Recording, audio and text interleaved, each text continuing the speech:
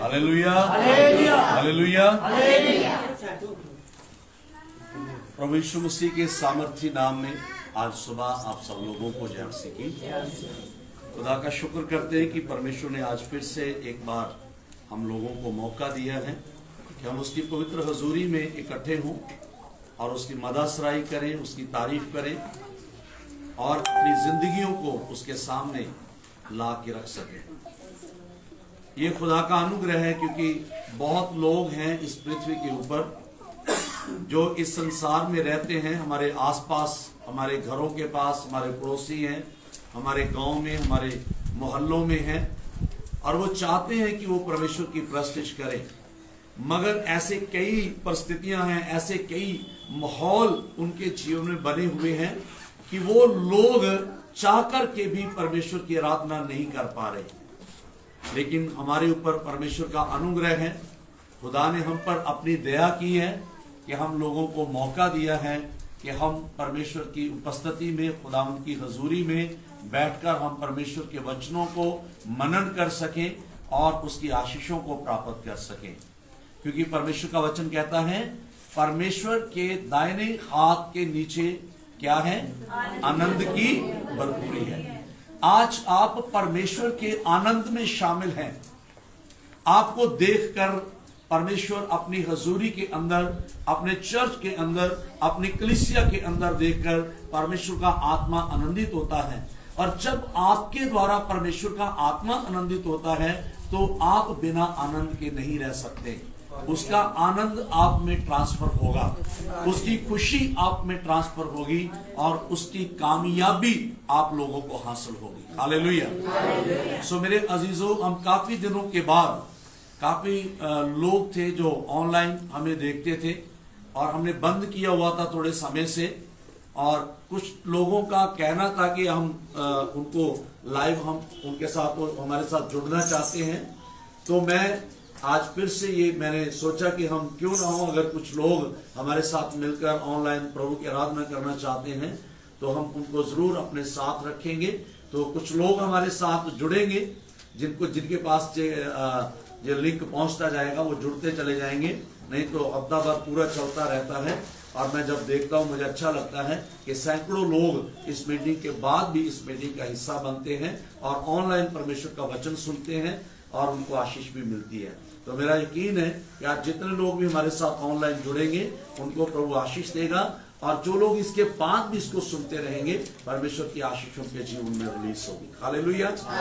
तो मैं एक बार फिर से आप सब लोगों का जो ऑनलाइन भी हमारे साथ जुड़े हैं, gospel of Christ church ministry की तरफ से और पूरी टीम की तरफ से मैं आपका स्वागत करता हूं और प्रार्थना करता हूं कि प्रभु आपको आशीष दे और आज की मीटिंग हम सब लोगों के लिए बाइस बरकत का सबब हो, हम आशीष को प्राप्त करें। इस समय हम परमेश्वर के वचन को थोड़े समय के लिए मैं आपके साथ बांटना चाहूंगा और मैं चाहूंगा कि हम अपने पवित्र वचन को खोलें, पवित्र बाइबल को खोलें।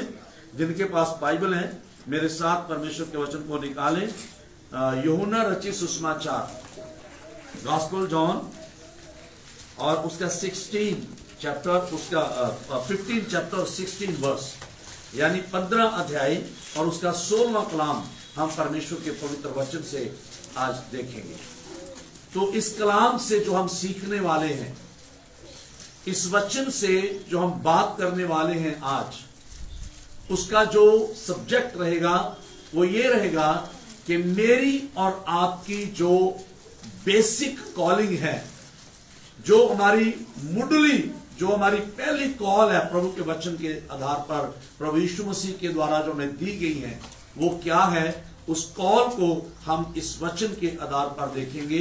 हमारी बुलाहट जो परमेश्वर ने हमें दी है वो क्या है।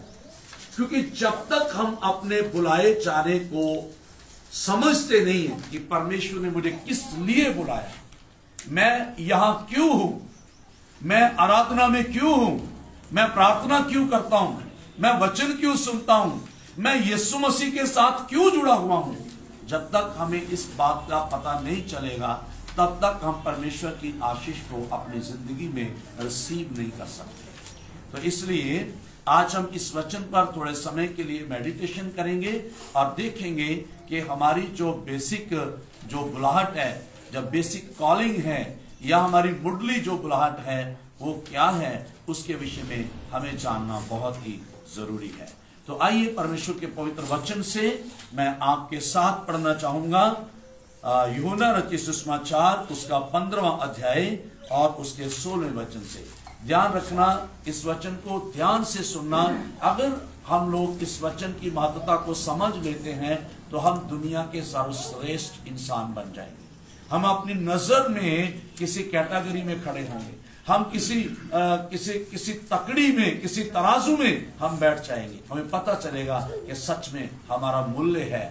इसीलिए प्रभु यीशु मसीह ने मेरे और आपके लिए जान दे दी, क्योंकि हमारी कीमत क्या है प्रभु की नजर में। इस कीमत को भी आज हम देख पाएंगे। तो वचन में लिखा है, तुमने मुझे नहीं चुना परंतु मैंने तुम्हें चुना है और तुम्हें नियुक्त किया है कि तुम जाकर फल लाओ और तुम्हारा फल बना रहे, कि तुम मेरे नाम से जो कुछ पिता से मांगो वह तुम्हें दे। इन बातों की आज्ञा मैं तुम्हें इसलिए देता हूं कि तुम एक दूसरे से प्रेम रखो। हालेलुया। खुदावंद इस वचन के पढ़े और सुने जाने पर अपनी आशीष और बरकत दे। आमीन। बोलिए आमीन। खुदावंद इस वचन के द्वारा मुझसे और आपसे बातें कर रहा है। और सबसे पहली बात जो परमेश्वर चाहता है कि उसके बच्चे इस बात को भली भांति जान लें। परमेश्वर जिस बात को मुझे और आपको बताना चाहता है वो सबसे पहले ये बात है कि परमेश्वर के लिए हम जाने कि हमने परमेश्वर को नहीं चुना बल्कि परमेश्वर ने हमें चुन लिया है। हालेलुया। पहली बात तो ये है कि मुझे और आपको इस बात पर यकीन करना है कि मैं परमेश्वर के द्वारा उसकी आराधना करने के लिए चुना गया हूं। ये ऑर्डिनरी बात नहीं है। मैं चर्च में हूं, मैं घर में हूं, मैं बाइबल पढ़ता हूं, मैं दुआ करता हूं, मैं साथ बजाता हूं, जो भी मैं प्रभु के लिए करता हूं, मुझे इस बात का यकीन होना चाहिए परमेश्वर ने मुझे इसके लिए चुना है। हालेलुया। मैंने नहीं चुना, मैं अपनी मर्जी से साज नहीं बजा रहा हूं, अपनी मर्जी से मैं दुआ नहीं करता हूं। मतलब ये मेरा काम नहीं है बल्कि ये मुझे परमेश्वर की तरफ से दिया गया है।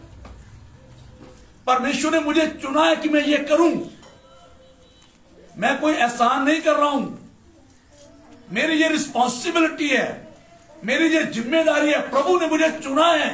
मेरा चुनाव इसलिए किया गया है कि मैं उसकी आराधना करूं, मैं उसका गवाह बनूं, मैं उसकी महिमा करूं, मैं उसके कामों का वर्णन करूं, मैं उसकी गवाही लोगों को जाके सुनाऊं, मैं लोगों के लिए प्रार्थना करूं, मैं दूसरों से मोहब्बत करूं। मैं कोई एहसान नहीं कर रहा हूं, मेरा चुनाव इसलिए किया गया है। और मैंने इस कामों को नहीं लिया अपने ऊपर, क्योंकि कोई अपनी मर्जी से ये काम नहीं कर सकता। बोलो हालेलुया। हालेलुया। कोई अपनी मर्जी से, कोई अपनी इच्छा से, अपनी मर्जी से ये काम नहीं कर सकता।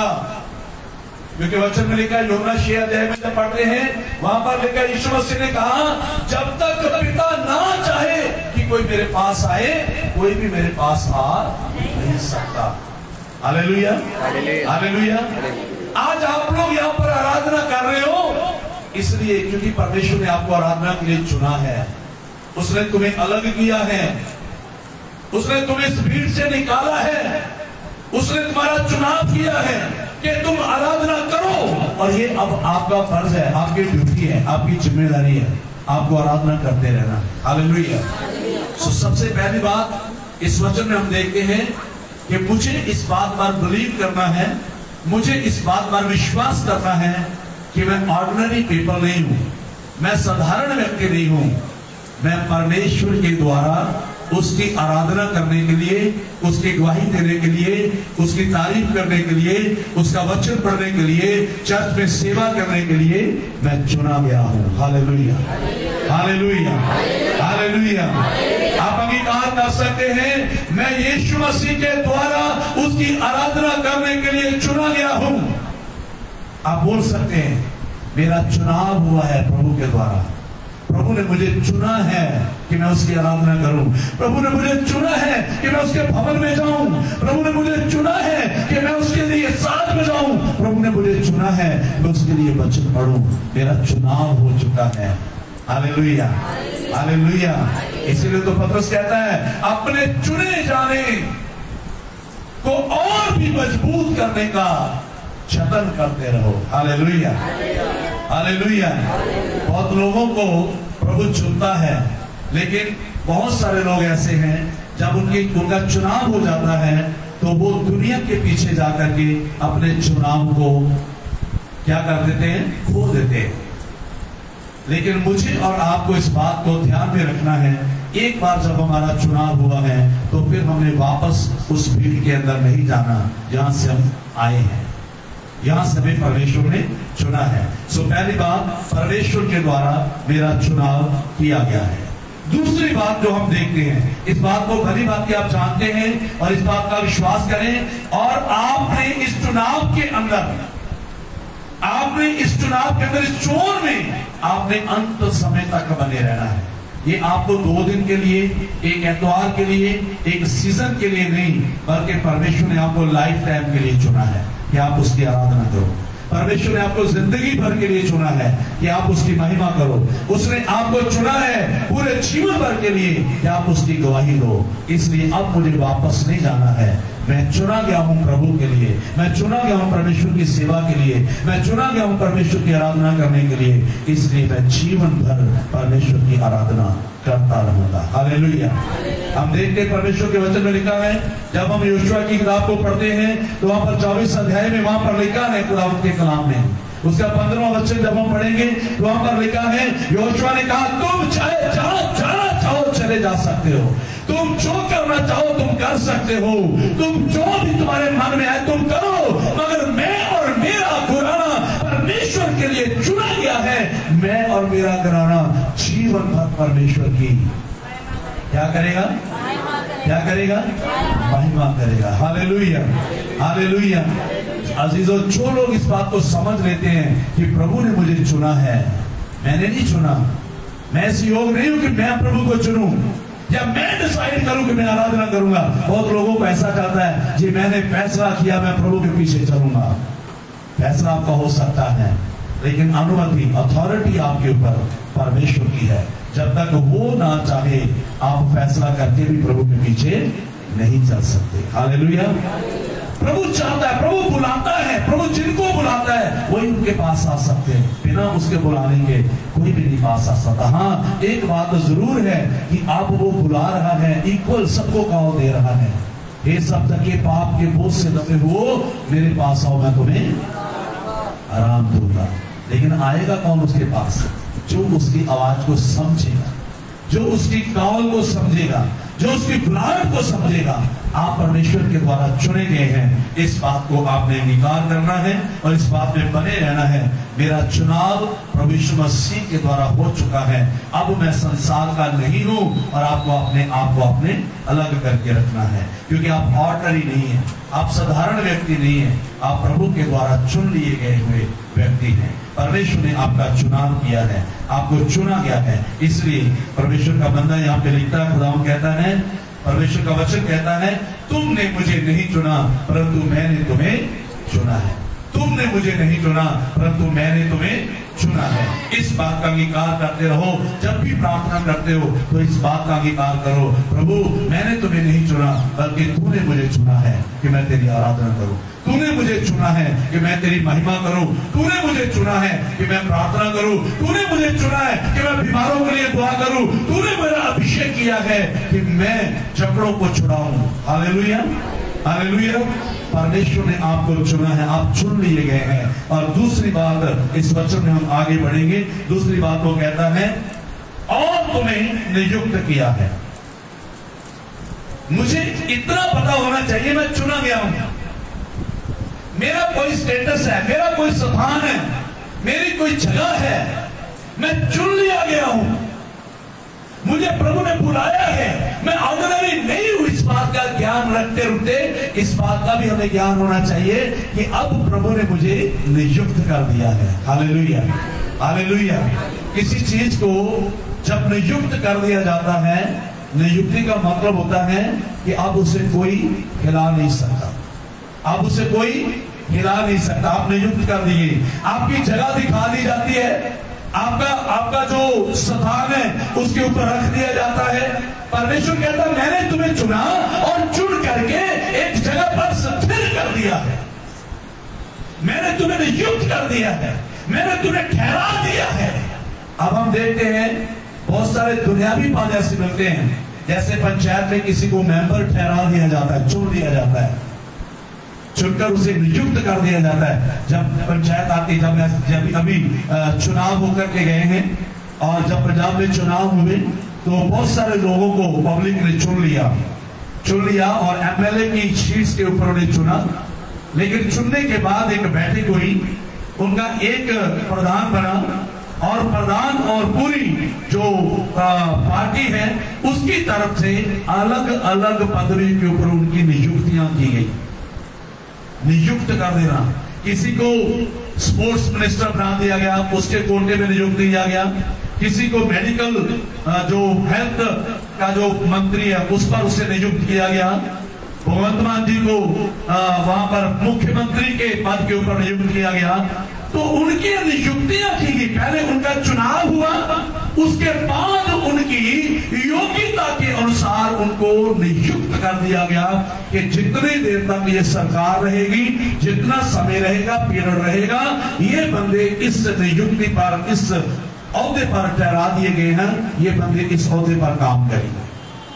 तो मुझे और आपको भी इस बात का ज्ञान होना चाहिए, मुझे परमेश्वर ने चुना है। पहली बात, मैं आज मसीह हूं, मैंने तौबा की है, मैंने बपतिस्मा लिया है, मैं विश्वासी हूं और मैं विश्वासी इसलिए हूं कि परमेश्वर ने मुझे योग्य मानकर चुन लिया कि मैं उसका विश्वासी बेटा या बेटी बनूं। Hallelujah, hallelujah. अब मैं बेटा और बेटी होने के लिए चुन लिया गया हूं। तो दूसरी बात पर मुझे बिलीव करना है, मैं यहां पर हूं, मुझे मेरे परमेश्वर ने वहां पर नियुक्त किया है। Hallelujah, hallelujah. आज हम देखते हैं बहुत सारे लोग जो हैं जब ठहराए जाते हैं तो उनकी तमन्ना होती है मेरे पास कम है, मेरे पास कम है, मेरे पास और होना चाहिए, मेरे पास नौकरी छोटी है, मेरे पास बड़ी नौकरी होनी चाहिए, मेरे पास काम छोटा है, बड़ा बिजनेस होना चाहिए, मेरे पास बच्चे कम है, ज्यादा बच्चे होने चाहिए, मेरे पास पैसा कम है, ज्यादा पैसा होना चाहिए। किसी को भी इस बात पर कोई अंगीकार नहीं करता, जो कुछ भी मेरे पास है ये प्रभु ने मुझे दिया है, मेरी नियुक्ति इसी के लिए हुई है, उसमें कोई सब्र नहीं करता। हर एक के अंदर भूख बढ़ती बढ़ती बढ़ती चली जाती है। जब भूख बढ़ती है तो हम अपनी नियुक्तियां भूल जाते हैं, जब लालसा बढ़ती है तो हम अपना चुने जाना भूल जाते हैं, जब हमारे दिल में लालच आ जाता है बड़े होने का, बढ़ने का, तगड़ा होने का, फैल जाने का, तो तब हमारी नियुक्ति हमसे छूट जाती है। लेकिन प्रभु कहता है मैंने तुम्हें चुना है और नियुक्त किया है। और बाइबल कहती है अगर मैंने तुम्हें थोड़े पे नियुक्त किया, अगर तू नियुक्ति को सही ढंग से रखेगा, तू थोड़े में वफादार रहेगा, तो मैं तुम्हें बढ़ा भी सकता हूँ। Hallelujah, hallelujah. इंसान अपनी नियुक्ति को छोड़ता कब है? कई बार लोगों को कहीं से फॉर एग्जाम्पल 5,000 की नौकरी मिल जाती है, वो महसूस करता है यार 5,000 की नौकरी मिली है, इससे मेरा गुजारा नहीं होगा। लेकिन ये भूल जाता है कि जब 5,000 की नौकरी भी नहीं थी तब भी तो मेरा गुजारा होता था। 5,000 की नौकरी मिली तो फिर वो सोचना शुरू कर देता है ये 5,000 वाली अच्छी नहीं, मुझे 7,000 वाली चाहिए। चलिए कहीं ना कहीं से उनको 7,000 की भी मिल जाती है, फिर उसका दिल चाहता है अब 7,000 से भी गुजारा नहीं होता, अब 10,000 वाली चाहिए। नियुक्ति अपने को जब धोते हैं हम तो हमारी आशीष भी साथ में जाती है। ये दुनियावी बातें हैं, ये तरक्की की बातें हैं, आप कर सकते हैं, लेकिन रूहानियत में, आत्मिक जीवन में प्रभु कहता है मैंने तुम्हें चुना है और मैंने तुम्हें नियुक्त किया है। आत्मिकता में में तुम्हें अपनी नियुक्ति में बने रहना है, अपने चुने जाने को आपने और मजबूत करना है। अगर तुम ऐसा नहीं करोगे तो तुम्हारी आशीष तुम्हारे हाथ से चली जाएगी। नियुक्त करने का मतलब है एक जगह पे ठहरा देना। विश्वासी को एक संगति मिलती है, एक अगुआ मिलता है, एक पासवान मिलता है, एक विश्वास की संगत मिलती है। और मुझे इस बात को रहना, इस बात को जानना है, प्रभु ने मेरा चुनाव किया इस संगति के लिए, इस सेवक के लिए, इस मंडली के लिए मेरा चुनाव हुआ है। मुझे इसमें टिकना है, मुझे इसमें बने रहना है, क्योंकि जब तुम बने रहोगे तो फ्रूट बाद में आता है। तीसरा वचन, पहली बात जो कहता है तुम भी मुझे नहीं चुना बल्कि मैंने तुम्हें चुना है। दूसरी बात, अगर मैंने तुम्हें चुना है तो मैंने कहीं ना कहीं तुम्हें नियुक्त किया। जब चुनाव होता है उसके बाद नियुक्ति होती है, होती है कि नहीं होती?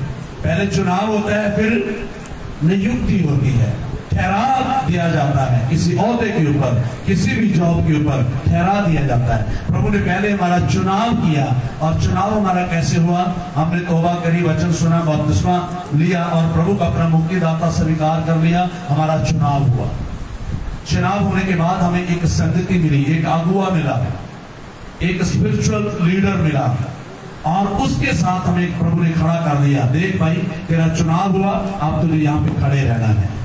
आप देखो, मैं आपको बताना चाहता हूं, जब भी गॉस्पेल लोग लेके जाते हैं, जब भी लोग, बड़े बड़े चर्चेस हैं, छोटे छोटे चर्चेस हैं, हर अपना अपना काम कर रहे हैं, पर मैं आपको बताना चाहता हूं, जितने लोग प्रभु में आते हैं, वो जो डोर टू डोर जाके गॉस्पेल प्रचार करते हैं, उन लोगों के द्वारा प्रभु में लोग आते हैं। सुसमाचार सुनाने के लिए जो गलियों में जो बैग लेकर के सुसमाचार लोग सुनाते हैं, घर में जाकर के घंटों आपके लिए प्रार्थना करते हैं, आपके लिए जागते हैं, आपके साथ खड़े होते हैं, उनके द्वारा आत्मा सेव होती है। कभी भी कोई इंटरनेशनल पास्टर आके किसी के घर में जाके उसके साथ बैठ के प्रार्थना नहीं करता। तो आत्मा कौन सेव करता है? जो छोटे छोटे सेवक हैं, आप लोग हैं, आप लोग एक दूसरे के लिए दुआ करते हो, आप लोग जाके लोगों को वचन सुनाते हो, वहां से रूह सेव होती है, वहां से आत्मा बचती है। आत्मा किसने बचाई वो अलग चीज है। परमेश्वर ने आत्मा, आपने आत्मा बचाई, फिर वही आत्मा वही से प्रभु में आती है, प्रभु को छू लेता है, प्रभु को बुला लेता है, आ जाओ। फिर वही आत्मा एक छोटे चर्च में वहां पर उसका जन्म हो जाता है, प्रभु उसको वहां पर ठहरा देता है, तुझे यहां ठहरना है। क्योंकि जब भी परमेश्वर ने बढ़ाना है या किसी को भी जब शुरुआत होती है तो उसको पहले थोड़ा सा दिया जाता है। बोलिए क्या? थोड़ा सा दिया जाता है, छोटी सी जिम्मेदारी दी जाती है। और बाइबल कहती है जो थोड़े में वफादार है, परमेश्वर कहता है उससे और भी दिया जाएगा। हालेलुया। तो एक चर्च में, एक छोटे चर्च में आपका जन्म होता है, और वहां पर आप तौबा करते हैं, वहां पर आप बपतिस्मा लेते हैं, और वहां पर प्रभु चाहता है आपको नियुक्त कर देता कि ये तेरा चर्च है, ये तेरा अगुआ है, ये तेरी कलीसिया है, यहाँ पर तुझे बढ़ना है, यहाँ तुझे लगे रहना है, मैं तुम्हें बढ़ाऊंगा। बढ़ाने की बात बाद में आती है, पहला परमेश्वर देखना चाहता है क्या ये वफादारी से टिका रहता है, क्या ये लगा रहता है, क्या ये अपनी नियुक्ति पर खरा उतरता है। तो वचन को हम देखते हैं, वहां कहता है उसने नियुक्त किया। तो जब वो नियुक्त कर दिए जाते हैं, जो लोग रेगुलर लगे रहते हैं, परमेश्वर उनको बढ़ाता है। हालेलुया। जो लोग ये नहीं देखते कि मैं मुझे बड़ा होना है, वो अपने आप को बड़ा करते उसी जगह पे रहकर, वो अपने आप को बड़ा, वो अपना वजूद खुद तैयार करते, वो इधर से पकड़ के उधर से पकड़ के बड़ा नहीं होना चाहते, वो अपने पैरों पे अपने आप को बड़ा करना चाहते। वही मसीही जीवन है और वही बुलाहट परमेश्वर मुझसे और आपसे चाहता है। Hallelujah, hallelujah. आपको जिस हाल में बुलाया, अपने बुलाए जाने को समझो, अपनी कॉलिंग को समझो। प्रभु ने तुम्हें कहां बुलाया, तुम्हें कहां होना चाहिए, प्रभु ने तुम्हें कहां नियुक्त किया। अपनी नियुक्ति के ऊपर पक्का रहना, आपको उसके ऊपर खड़े रहना है। समय आएगा आपके लिए वफादार होने का, समय आएगा आपकी शाखों को निकलेगा, समय आएगा आपको बढ़ाने का। क्योंकि जब एक ज़बूर में हम पढ़ते हैं, परमेश्वर का वचन कहता है धन्य है वो जो दुष्टों की युक्ति पे नहीं चलता और पापियों के मार्ग पे नहीं खड़ा रहता। वह उस वृक्ष के समान है जो नदी के किनारे लगा हुआ है, उसके पत्ते कभी मुरझाते नहीं, और आखिर में कहता है वह रुत में अपना फल लेके आता है। Hallelujah, hallelujah. आपको लगे रहना है, आपको टिके रहना है। जिस दिन आपकी रुत आएगी, जिस दिन आपका समय आएगा, ये मायना नहीं रखता आप नदी के किनारे, आप एक नाले के किनारे, आप बंजर भूमि में हो, आप कहीं पर हो, अगर वफादारी से आप टिके रहोगे, आप लगे रहोगे, तो दुनिया की कोई ताकत आप पर फल आने से रोक नहीं सकती। Hallelujah, hallelujah. इसलिए आपने इस भेद को समझना है। मैं प्रभु के द्वारा बुलाया गया हूँ। खुदा ने एलिया से कहा, एलिया काल का समय है, तू 7 बजे उस नदी के किनारे जाकर बैठ जा, और एलिया उसका हुक्म मान करके वहां जाके बैठ गया। मैं होता तो सोचता यहाँ उजाड़ भी आबाद में क्या बनेगा, प्रभु मुझे भूखा मारने के लिए यहाँ पर लेकर के आया है। लेकिन उसने प्रभु की आवाज को सुना, उसने बुलाहट को समझा, उसने कहा मैंने नहीं बुलाया प्रभु को, प्रभु ने मुझे बुलाया है कि मैं इस नदी के किनारे बैठ जाऊं। उसने प्रभु की आज्ञा का पालन किया, और जहां उसने उसे बोला वहां जाकर के बैठ गया। ये परमेश्वर ने उसे नियुक्त किया था, तुझे वहां जाके बैठना है। परमेश्वर ने यह ठहराया था, तुझे उस नदी के किनारे जाके बैठना है। फल लगाना मेरा काम नहीं है, फल लाना मेरा काम नहीं है, फल देना प्रभु का काम है। मेरा काम है सिर्फ उसे समझना और जानना। Hallelujah, hallelujah. फल देना आपका काम नहीं है, चटाई देना आपका काम नहीं है, आपको बरकत मिलनी आपका काम नहीं है। केवल आपको हुक्म को पूरा करना है, वचन को पूरा करना है। जो वचन में रहता है वो जीवन को प्राप्त करता है। Hallelujah, hallelujah. आपको प्रभु के वचन को पूरा करना है, आपको एक मन होना है, एक चित्त होना है, एक विश्वास रखना है, एक जीवन को जीना है। आप ऐसा जीवन मत जिए कभी इधर कभी उधर का जीवन नहीं। परमेश्वर ऐसे लोगों से मोहब्बत करता है जो एक विश्वास के साथ परमेश्वर के साथ चलते हैं। हालेलुया।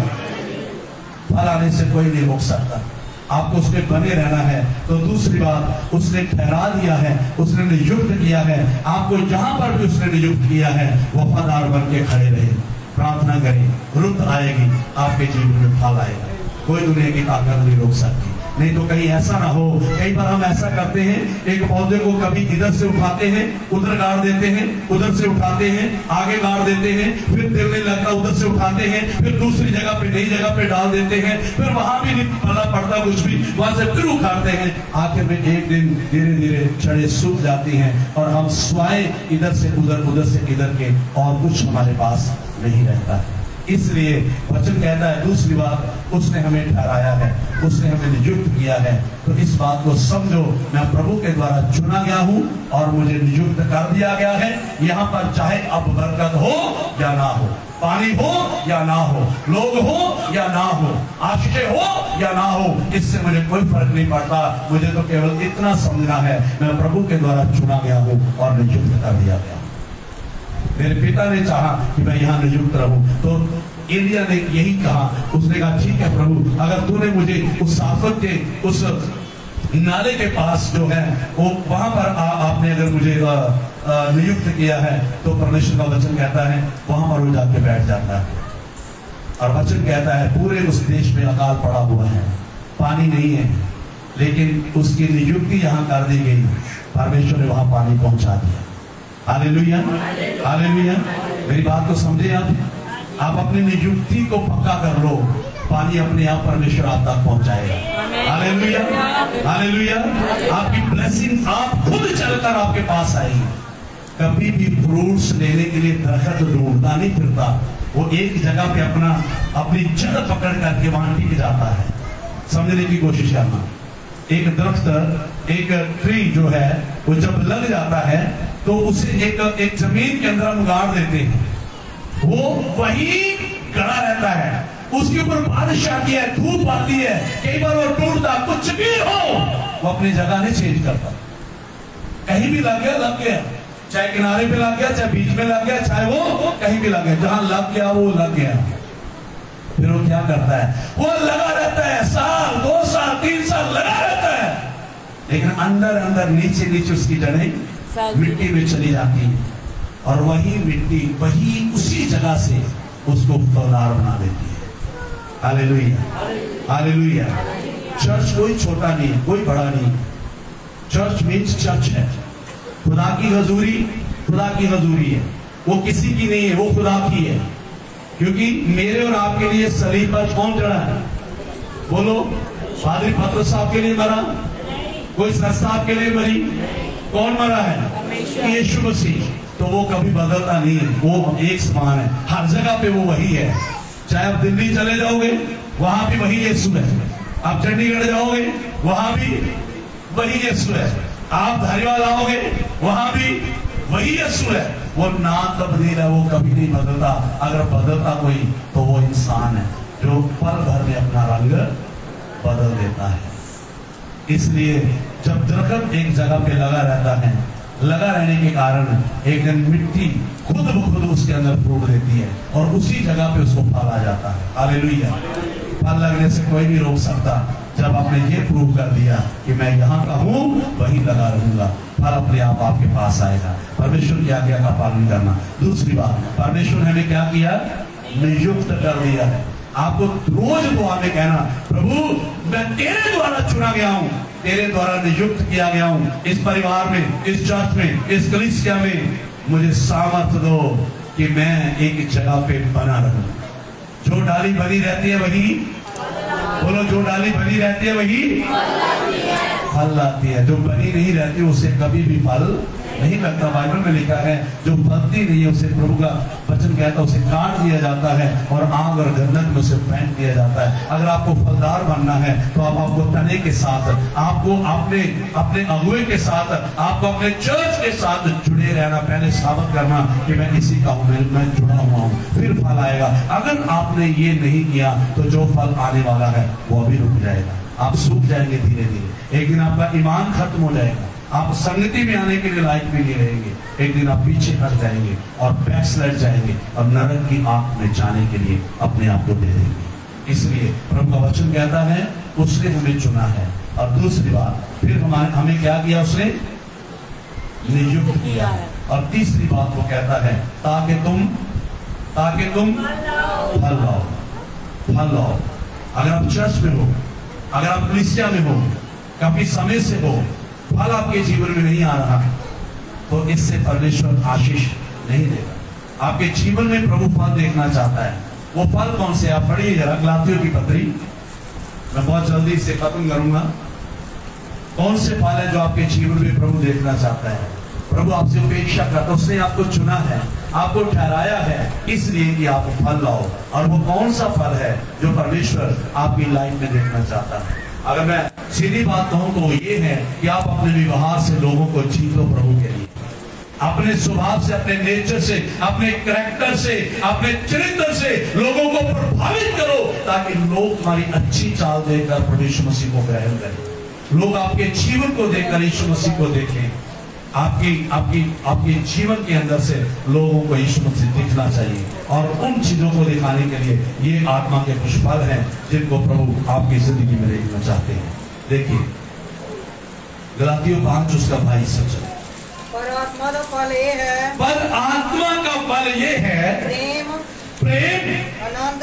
अब इसके ऊपर एक्सप्लेनेशन तो बहुत लंबी होगी, लेकिन मैं 9 आत्मा के फल जो आपके एक कलीसिया में आने से आपके जीवन में होने चाहिए उनको पढ़ के मैं आपको बताऊंगा। मेरी और आपकी जिंदगी में प्रभु ने हमें चुना, प्रभु ने हमें नियुक्त किया और फिर वो कहता है इसलिए नियुक्त किया कि तुम्हारे जीवन में ये आत्मा के 9 फल आ जाएं। उसमें पहला कौन सा है? प्रेम। पहला फल कौन सा है? प्रेम। इसका जिक्र वहां पर भी उसने किया कि तुम आपस में एक दूसरे से क्या रखो? प्रेम रखो। मसीही लोगों को एक ही भाषा बोलनी है, वो कौन सी है? प्रेम। जो प्रभु के लोग हैं, जो प्रभु के द्वारा चुने गए, जो उसके द्वारा बुलाए गए, जो उसके द्वारा नियुक्त किए गए, उनकी जिंदगी में एक चीज चाहिए, उनको प्रेम करना है सबसे। नफरत वो नहीं कर सकते, झगड़ा वो नहीं कर सकते, गालियां एक दूसरे को नहीं दे सकते, चुगलियां एक दूसरे की नहीं कर सकते, व्यभिचार और गंदमंद की बातें वो नहीं कर सकते, क्योंकि उनको प्रभु ने चुना है, नियुक्त किया है फल लाने के लिए। और उस फल में पहला फल है प्रेम और आनंद। दूसरा उनको आनंदित रहना है, चाहे हालात कैसे भी हो, भयभीत नहीं होना, डरना नहीं, प्रभु के दाहिने हाथ में आनंद। अपने आप के ऊपर काबू होना बहुत जरूरी है। अपनी जुबान पर काबू, अपनी आंखों पर काबू, अपने कानों पर काबू, अपने दिमाग पर काबू, अपने शरीर पर काबू, अपनी भावनाओं पर काबू। तो ये आत्मा का फल है कि हम चुने गए हैं, बुलाए गए हैं, नियुक्त किए गए हैं, तो हम फल लाएं, इसलिए हमारी नियुक्ति हुई है। और उन फलों को मैंने आपके साथ शेयर किया है। और लास्ट में जो लिखा है उसमें लिखा ये फल अत्यंत जरूरी है कि हर मसीही अपने आप के ऊपर काबू रखता हो, अपने आप के ऊपर काबू रखता हो। शेती ना गुस्से ना आ जाए कि नहीं, शेती ना कहता सिर पाड़ा ना तौर पे माड़ी जी बच्चे तू मैं घर आके दस दे तो भैना मिनटों मिनट ही पों पों कर दे, चुनी भी लेंदी निकल जाती लड़न वास्ते। तू होवे कौन है ये गल्लां करने वाली। घर में भी साढ़े वो तमाशा होंगे, एक दूसरे की सह नहीं सकते, अपने आप से काबू रखने की साढ़े ताकत ही नहीं है, सेल्फ कंट्रोल नहीं साढ़े, सहनशीलता बिल्कुल नहीं है। एक दूसरे को गल करके कोई जाए किथे, ऐसा व्यवहार हम कर रहे हैं एक दूसरे से। पत्नी ने थोड़ी सी बात क्या कही, पति उसको उसी समय पकड़ता है, बालों से पकड़ता, खींचता और मारता है। अगर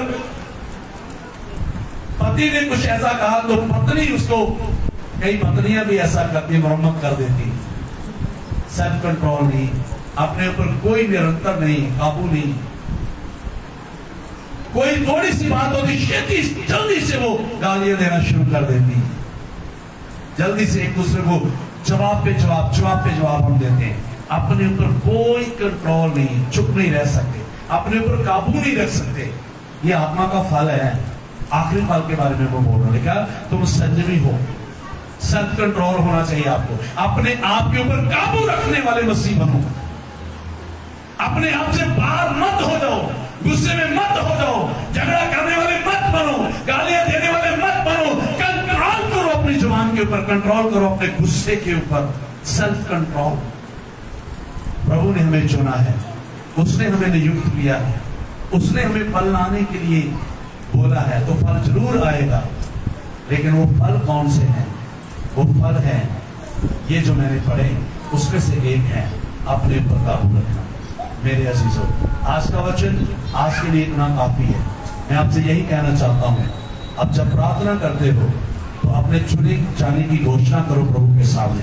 प्रभु, मैंने तुम्हें नहीं चुना, बल्कि तूने मुझे चुना है और तूने मुझे नियुक्त किया, तूने मुझे ठहराया। आज मैं जिस जगह पर हूं, तूने मुझे इस जगह पे रखा है। और मैं यकीन करता हूं कि यहाँ पर लोग समझ होंगे कि ये फल नहीं सकता, पर मैं तुझ पर भरोसा करता हूं कि तूने मुझे यहाँ पर लगाया, तो एक दिन मेरी जिंदगी में फल भी जरूर आएगा। Hallelujah, hallelujah. मैं फल लाऊंगा और वो फल आपको कलीसिया में समय बिताकर इन फलों को अपने आप के अंदर लेके आना है। जब ये फल आपके अंदर आने शुरू होंगे, आप ब्लेस्ड होंगे, आप बरकत पाएंगे और परमेश्वर के राज्य में जाने के लिए काबिल हो जाएंगे और बहुत तेरे लोगों को अपनी जिंदगी के द्वारा आप बदलकर प्रभु के राज्य के लिए लेके जाएंगे। खुदावंद की बादशाही आपके जीवन में बहुत नजदीक है, इसलिए अपने आप को तैयार करो, अपने बुलाए जाने को तब समझो, अपनी कॉल को समझो। प्रभु ने तुम्हें चुना है, प्रभु ने तुम्हें नियुक्त किया है ताकि तुम फल लाओ और तुम्हारा फल तुमने बना है। Hallelujah, hallelujah. यदि ऐसा जीवन आप गुजारेंगे तो आपका परिवार आशीषित होगा। ध्यान से सुना, आखिरी बात, अगर आप ऐसा जीवन बिताओगे आपका परिवार आशीषित होगा। आप चले जाओगे लेकिन आपका फल इस पृथ्वी पर कायम रहेगा। हालेलुया। आपके बच्चे आगे आपके अंश को लेके जाएंगे, आपका घराना फलवंत होगा, आपका फल इस पृथ्वी के ऊपर कायम रहेगा। लेकिन उसके लिए आपने अपने बुलाहट में बने रहना है, अपने नियुक्ति पर बने रहना है। जहां प्रभु आपने खड़ा किया अपनी जगह पे कायम रहना है और परमेश्वर के लिए कलीसिया में चलते हुए इन 9 फलों को अपने जीवन में लाना है। और जब तुम इन 9 फलों को अपने जीवन में लाओगे तो यही फल आपके परिवार में आगे ट्रांसफर होते चले जाएंगे, घरानों में तब्दील होते चले जाएंगे और आपकी आशीष कभी खत्म नहीं होगी। प्रभु इस वचन के द्वारा आप सब लोगों को आशीष और बरकत दे। सबको जय मसीह।